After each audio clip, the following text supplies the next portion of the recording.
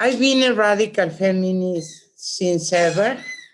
So that's why I started to fight for the abolition of prostitution and sex trafficking, uh, also pornography.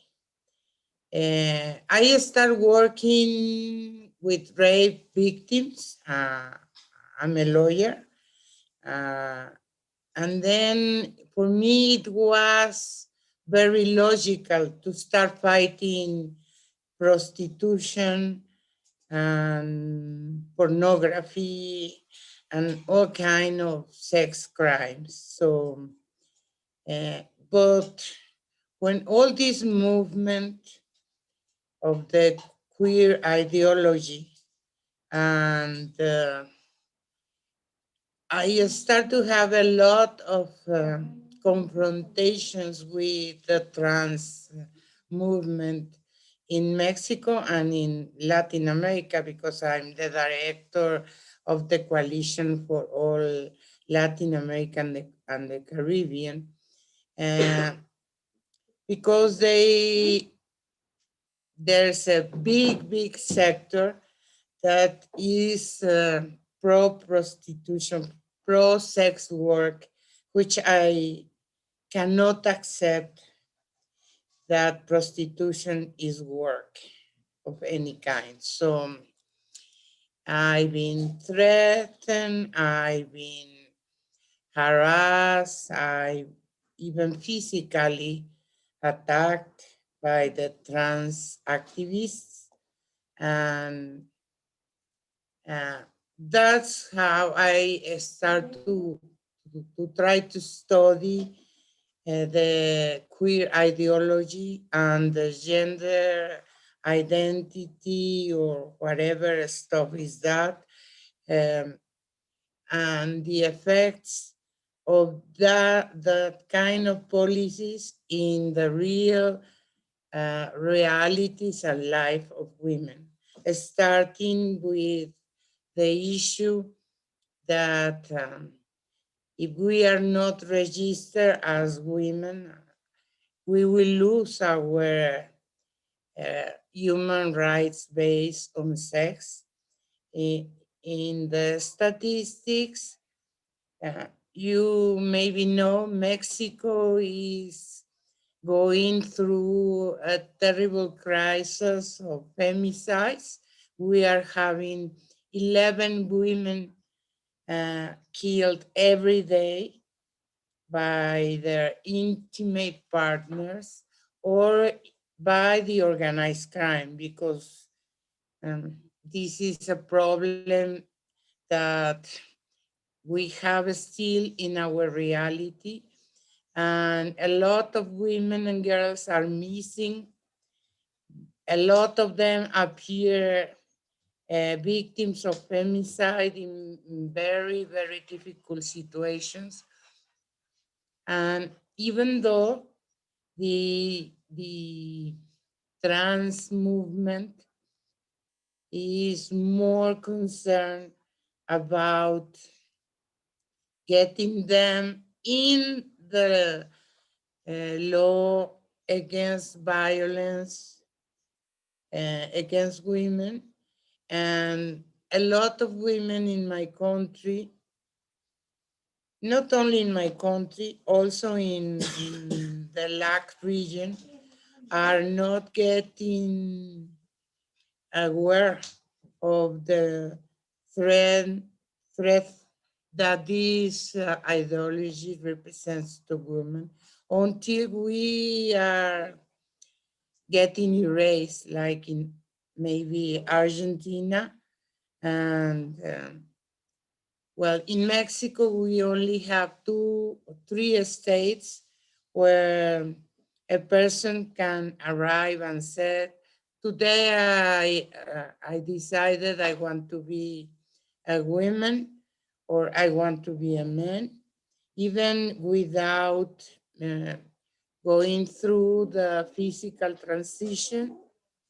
But still they are fighting for a law, for for trans, they call trans children, which is terrible for me because the transition should include the blockers of teens or adolescent development and all the consequences in their physical and also in the mental development, which is terrible. But they are gaining a lot of support and a lot of power by governments because they feel in that way there are more progressive and snuff. And indeed, I think in the bottom of all this, with the complicity of governments, what they are trying to do is erase women and the rights of women and not to be concerned about the need to generate real work for women, opportunities, and protect the rights of women in the LAC region. So it, they have a lot of support by some um, philanthropic institutions like the Open Societies, and George Soros is in the back of this movement and is sponsoring the pro-sex work movement, the trans activist movement, and now as well in the USA, the Black Lives Matter movement. And we really are concerned about the assumption of Kamala Harris in the vice presidency of the United States because she wants to decriminalize the whole sex industry, which is for at least for Mexico, because we share a long, um, uh, river and our limits are next to them. And there in the United States, you will find the biggest market for drug and the biggest market for paid sex.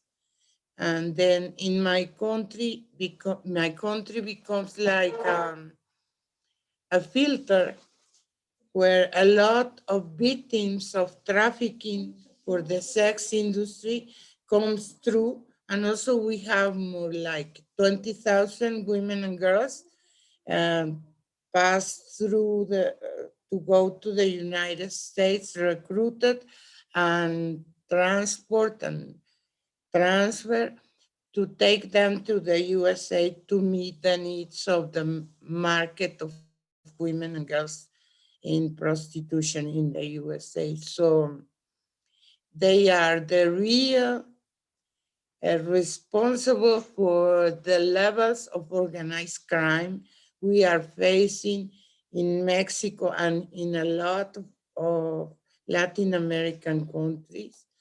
But they push to the developing countries for actions and measures, and what are they doing to cope the the market in the USA for both drugs and and the market of paid sex. So this is not easy. We need to do a lot of advocacy, and we need to raise a lot of awareness in the movement, in the feminist movement, Locally, a lot of young groups of women in Mexico and in Latin America now are becoming radical feminists. And they go to the streets and they are protesting even very violently eh, because they really feel the threat of what is going around them with femicide, with the disappearance of women and girls, with the trafficking and sexual exploitations. As our ancestors in the radical feminists, for me, and I think for all of us, there's only two ways to in colonizing the bodies of women.